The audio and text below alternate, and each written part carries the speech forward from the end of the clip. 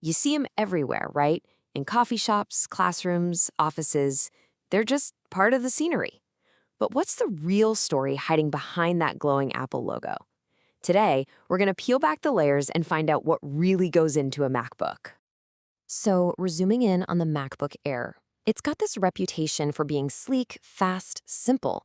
But as we're about to see, that simplicity, well, it hides a really complex story about technology, our own habits, and even the planet. And this whole story really kicks off with a feeling. This quote, it's from a user on Reddit who, after literally 2 decades on Windows, finally made the switch. That initial wow is a really powerful thing. But as they found out, it's just the beginning of the journey. And that is the big question we're going to dig into today. What actually creates that wow moment? Is it the software, the hardware, or is it something deeper? Let's unpack it, and we're going to look at this story from 3 different angles. All right, first up, let's talk about the user experience. When you switch to a whole new system, the biggest challenge isn't learning new stuff. It's unlearning all the old habits. You're fighting against years and years of muscle memory. So get this. The first thing our Reddit user did was dive into the settings to try and make the Mac feel more like the Windows machine they'd been using forever. And that makes total sense, right? It's a natural instinct. You try to bend this new tool to fit your old ways.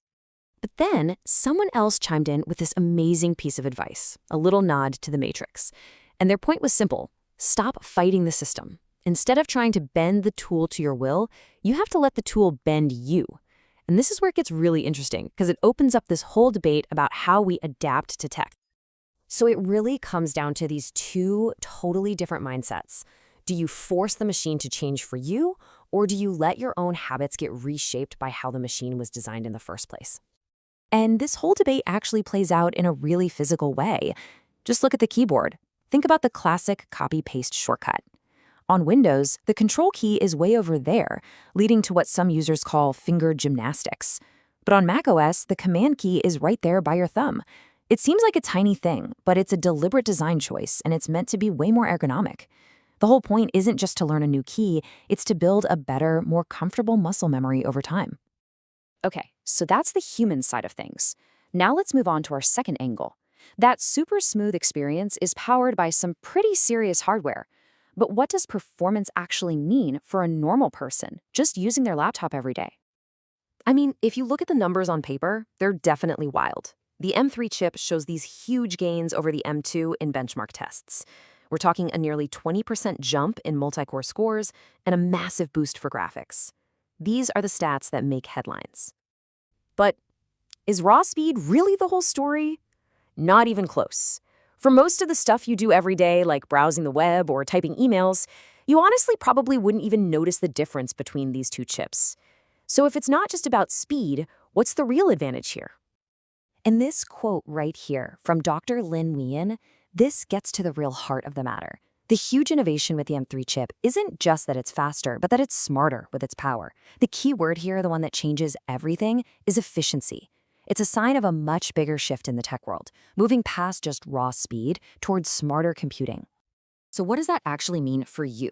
Well, a more efficient chip creates less heat, and that means even in a laptop with no fan like the MacBook Air, it can handle really demanding long jobs, like compiling code or exporting a huge video file without throttling or slowing down. It can just work harder for longer.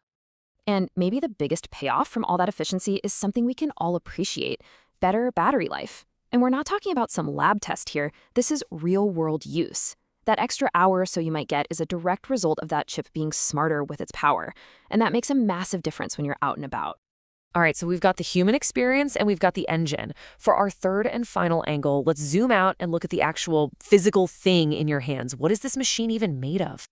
Okay, this chart, this is kind of mind-blowing. When you look at the entire carbon footprint of a MacBook Air, a whopping 71% of all its emissions come from just making the thing. That's before you ever even turn it on. That's why the materials used to build it are so incredibly important. So if that's where the biggest problem is, how do you fix it? Well, you have to focus on the materials. The MacBook Air is now built with over 55% recycled content. That is a huge step toward chipping away at that massive environmental impact from manufacturing. And I love this visual because it shows you the whole journey. On the left, you've got these raw pellets of 100% recycled aluminum. And on the right, you see the sleek, finished product. It's a straight line from trash, basically, to treasure.